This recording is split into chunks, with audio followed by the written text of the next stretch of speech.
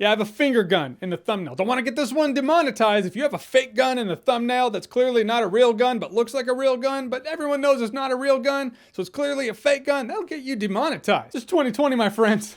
We're all trying to survive. You gotta be careful.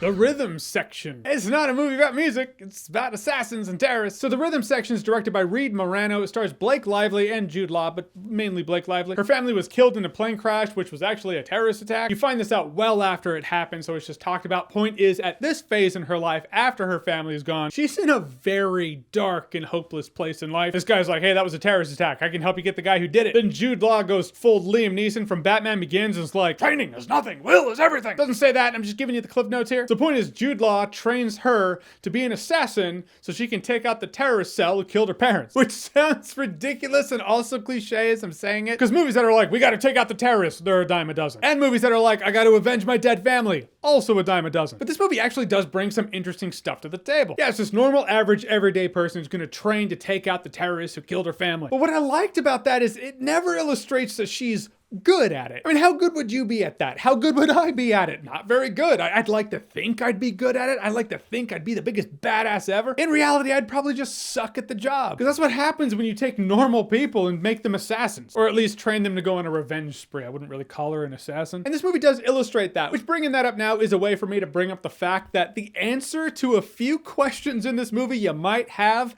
is, well, just cuz. I mean, Jude Law in the movie monologues ad nauseum about how she's not going to be good at this. She is not built for this. Even if she does do it, she's probably not going to live through it. But you know what? I'll train you as an assassin anyway. Why? Well, just cuz. There are some conveniences, that's for sure. Also, she needs to learn to go for the eyes, man. Jude Law even tells her in the movie, if they have eyes, go for those. If they have balls, go for those. And a few times she's being choked and I'm like, dig into that eye and pluck the fucker out. Or don't. I mean, you can reach it. I see that you can reach it. I was just waiting for that Deadwood moment, you know, and just dangling. Nope, never happened. Also, I thought the action scenes were really good. There's this one fight that Jude Law and Blake Lively get into because the training never quits when you're at the cabin. But he's just pissing her off, taunting her. You know, he's playing with her, but he wants her to rage out and come at him. And at a point, I was like, in this whole fight sequence, is this been one shot?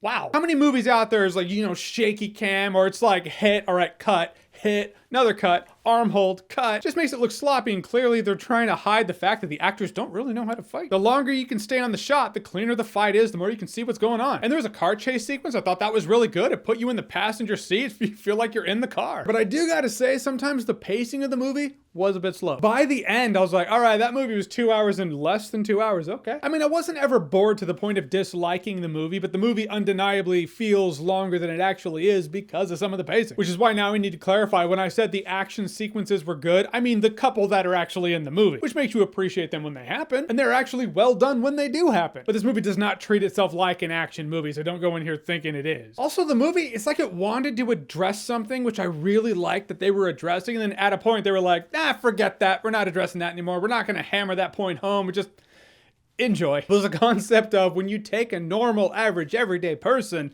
and train them to kill people and send them out there to do it, it's gonna really mess with their head. They gotta get their hands dirty if they're gonna roll in that world. And it looks like it's really affecting her until at a point it just kind of looks like it's not anymore. I will say the movie doesn't do the best job at helping you keep track of everything, because there's a lot that happens. There are a lot of names you need to learn. They're names that you just like, wait, is that person or is it that? Oh God, it's a tangled web of people who know people. All that said, in the end, I actually enjoyed this one. The movie's well directed, it's competently made, everyone in the movie did a good job. The movie has some pacing shortcomings, but most importantly for me, I was invested with Blake Lively's character's quest. And if you can get me invested in that, I can put up with some pacing shortcomings. In the end, I walked out of the movie having a good time, no alcohol required. All right, so the rhythm section, have you seen it? What did you think about it? Or are you going to see it? Are you looking forward to it? Or what's one of your favorite revenge tales out there? Whatever it is, whatever you think, comment below, let me know. And as always, if you like what you've seen here and you want to see more, click right here to see more.